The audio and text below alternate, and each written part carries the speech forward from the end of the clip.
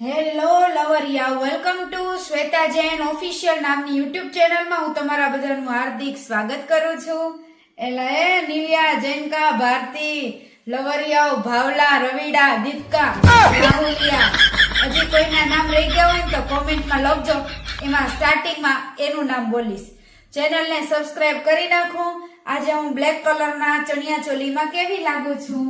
પાછળથી આ ટાઈપનો વાહો છે, બ્લાઉઝ એકદમ ખુલ્લું ખુલ્લું છે.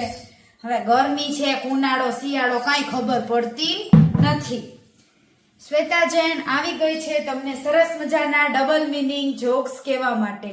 कैसे हो मेरे प्यारे लवरिया, मैं आई हूं आप सबको गुदगुदिया करने. ए भावला बेसी જા નીચે. શાંતિ રાખો થોડીક વાર કાકા, થોડીક વાર શાંતિ રાખો. આપણે શરૂ કરી છીએ ને આપણી મહેફિલ. ભરો દારૂની બોટલો, ભરો. એક છોકરો ને છોકરી બે બસમાં બેઠા હતા. બસમાં બેસીને કોલેજમાં જતા હતા. છોકરાએ છોકરીને કીધું, થોડીક આઘી બેસ ને, તારી નારંગી મને ટચ થાય છે. છોકરી કે, નારંગી મારી તને ટચ થાય છે તો એમાં નારંગી મારી જ દબાઈ છે, એમાં તને શું વાંધો છે? તો કે, અરે ગાંડી, તારી નારંગી મને ટચ થાય છે પણ રસ્તો મારી શેરડીનો નીકળે છે ને, આમાં હું પતલો થઈ ગયો. એક છોકરો ઘરમાં હાથ લારી કરતો હતો. એટલી જ વારમાં એની ગર્લફ્રેન્ડ ઘરે આવી કે લાઈને હું મારા લવરિયાની ઘરે જાઉં, કોઈ નથી. ઈ છોકરી ઈ છોકરાની ઘરે ગઈ ને તો હાથ લારી કરતા જોઈ ગઈ અને બોલી, અરે આ તું શું કરસ? તો છોકરો કે, અરે ગાંડી, 100 વરસની થાઈશ, તને જ યાદ કરીને હાથ લારી કરતો હતો. લવરિયા, સાચું બોલજો, તમે સવારે જાગીને પેલા તમારો હાથ ક્યાં પકડો છો? એટલે શું પકડો છો? આમાં કોઈ ખરાબ કોમેન્ટ ન કરતા હો. હા ભાવલા, કાણામાં નહીં નાણામાં ધ્યાન દેજે. જો નાણાં હશે ને તો કાણા તો ભંગારના ભાવે પણ મળી જશે. સમજો ને? હા, સમજાય એને વંદન, ના સમજાય એને અભિનંદન. એક નાગા શાયરે લખ્યું કે, હે કુદરત, આ તારી કેવી કળા, બે બાજુ પગની બે બાજુ બારી કરી અને એની ગોળ ફરતે ફૂલવાડી કરી. આજકાલના માણસો એવા કંજૂસ હોય છે ને કે હસવામાં કંજૂસાઈ કરે. અને પેલાના જમાનાના રાક્ષસો શરીરથી ધડ કપાઈ જાય ને તોય હી હી હી હી હી હી હા હા હા હા કરતા હોય. હવે ભાવલો 5 દિવસ સુધી કંટ્રોલ કરીને હાથ લારી નહોતો કરતો. એને એમ કે બહુ પતલો થઈ ગયો છું, આદત છૂટી જશે. એમ વિચારીને 5 દી થયા. 6થા દીએ એક દીમાં 10 વાર હાથ લારી કરી લીધી. બોલો, અત્યારે હોસ્પિટલમાં દાખલ છે. હું ખબર કાઢવા ગઈ હતી, તમને પણ લઈ જઈશ.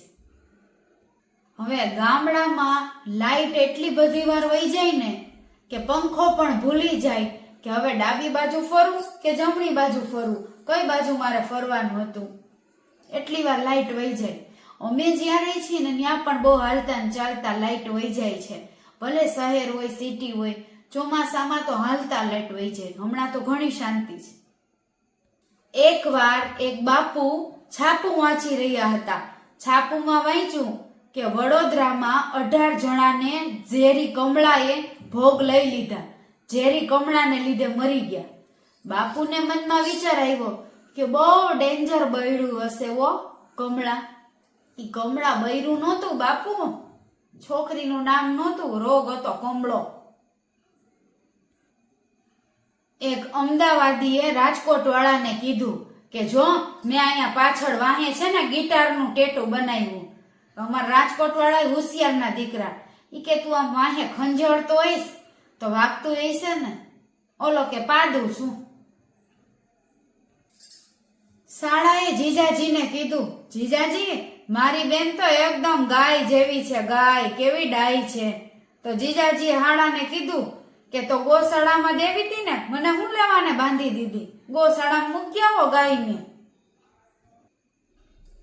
ભાવલાને એમ થયું કે બાળપણમાં આપણે જયારે નાના હતા ને ત્યારે બધા એમ કહેતા હતા કે દેડકાને પાણો મારમાં, પથ્થર મારમાં, નહીતર તને ઘરવાળી મૂંગી મળશે, ગુંગી. પછી ભાવલાના લગ્ન થયા ને પછી ખબર પડી કે એકાદો પથ્થરો દેડકાને મારી દેવો તો મૂંગી મળત ને તો મજા આવત. એકવાર ઘરવાળી ડોક્ટર પાસે ગઈ. ઈ ઘરે આવી અને એના પતિને કીધું કે હું તો ડોક્ટર પાસે જઈ આવી. પતિએ કીધું, શું કીધું તમને ડોક્ટરે? તો કે ડોક્ટરે મને એમ કીધું કે ચા મૂકી દ્યો. તો બિચારા ઘરવાળાએ કીધું કે તો મૂકી દ્યો. તો કે હું મૂકી દ્યો, હું ચા નહીં મૂકું. હેલો લવરિયાઓ, કાલે છે ને પછી રાત્રે થાકી ગઈ હતી, પછી બારે ગઈ હતી એટલે કીધું બાકી રહ્યા ને જોક સવારે બોલી લઈશ. તો પાછા મોર્નિંગમાં વેલકમ કરું છું. હવે દીકરીના ઘરે સાસરે ગયા જમાઈ અને એની સાસુને કીધું તમારી દીકરીને હવે ઘરે મોકલી દો ને. તો સાસુમાં કે ભલે ને રોકાતી હજી મહિનો, તમે ઘરે હલાવી લેજો ને. હલાવી લેજો એટલે ખાધા પીંદા. પપ્પુએ ડરતા ડરતા ભાભીને કીધું, શું ભાભી હું તમારો હાથને ચૂમી શકું? ભાભીએ પેલા ખૂબ ગાળો દીધી અને કીધું, નાલાયક, બેશરમ, ગધેડા, ડોફા, મારા બાકીના શરીર ઉપર શું ઝેર ચોપડેલું છે? બધે જ ચૂમી ભર. શિયાળામાં કરવું બહુ જરૂરી છે. હું તો કસરતની વાત કરું છું, તમે જે સમજાવો ઈ. અને શિયાળામાં તેલવાળી સાની બહુ ખાવાની. શિયાળામાં ભાભીઓને, બાયુને, પરણેલી બાયુને ઘસારા બહુ જાજા હોય એટલે કામ કરવાના ઘસારા. શિયાળામાં કેડ રહી ન જાય ને એટલે અળદિયા ખાવાના. બાકી તમે જે સમજા ને ઈ બીજા નંબર ઉપર આવે છે. પેલા નંબર ઉપર હું સારું જ કહું છું. આપણા ડબલ મિનિંગ જોક્સ છે. પેલાના લોકો છોકરાઓ ગઈઢાઓને પગે લાગતા ને ત્યારે એમ કહેતા, પગે લાગુ, આમ સાવ વાંકા વળીને પગને અડતા. અત્યારે તો પૂરા વાંકાય નથી વળતા અને વચ્ચે પોપટને અડે છે. તો આપણે શું કેવું? લોઢે લાગુ કાકા. એકવાર પતિ અને પત્ની વચ્ચે જોરદાર ફાઇટિંગ ચાલતી હતી. પત્નીએ કીધું કે તમારે હાર માની જાવી છે, જીતવું છે કે રાત્રે કરવું છે? તરત જ પતિએ કરવા માટે થઈને હાર માની લીધી. કાકાને ઓપરેશન માટે લઈ ગયા તો કાકાએ ડોક્ટરને કીધું કે જેટલા પૈસા થાય ને એટલા લઈ લેજો, પણ મારી સેવા માટે સુંદર સરસ મજાની નર્સ ટૂંકા કપડા પહેરનારી અહીંયા રાખજો. ડોક્ટરે કીધું, અરે કાકા, આ ઉંમરે આવા વિચાર કરો છો, શરમ નથી આવતી? તો કે અલિયા ડોફાઓ, હું મારા માટે નથી કેતો. સુંદર નર્સ રાખશો ને તો મારા દીકરાઓ 2-3 વાર દિવસમાં ખબર પૂછવા આવશે. એના આટલું કહું છું.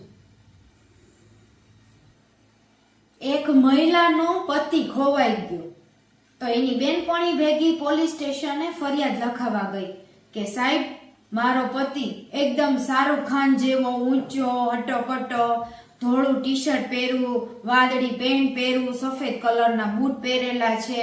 એની બાજુવાળી બેનપણી કેલી, તારો ઘરવાળો તો એકદમ ભૂંડ જેવો અને નિશના પેટનો કાળિયો બલાળા જેવો છે. આ તું હું હારું હારું લખાવસ? તો કે માઈ ગયું, ઈ તો ગયો ઈ ગયો. હવે કઈક સારો પોલીસ શોધીને લાવે તો તને કઈ વાંધો છે? કઈ ખારો મળી જવા દે ને શાહરુખ ખાન જેવો.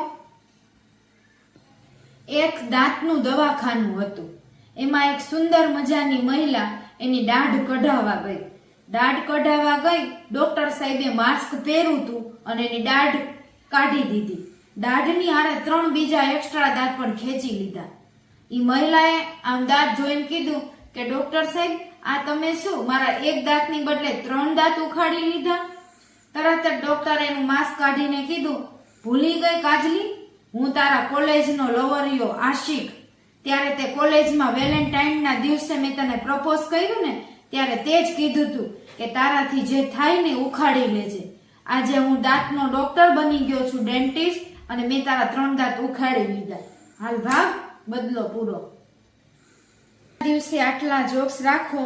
ચેનલને સબસ્ક્રાઇબ કરો. ફરી બીજી વાર મળશું. Tata, bye bye, good night, જય જીનેન્દ્ર, જય શ્રી કૃષ્ણ.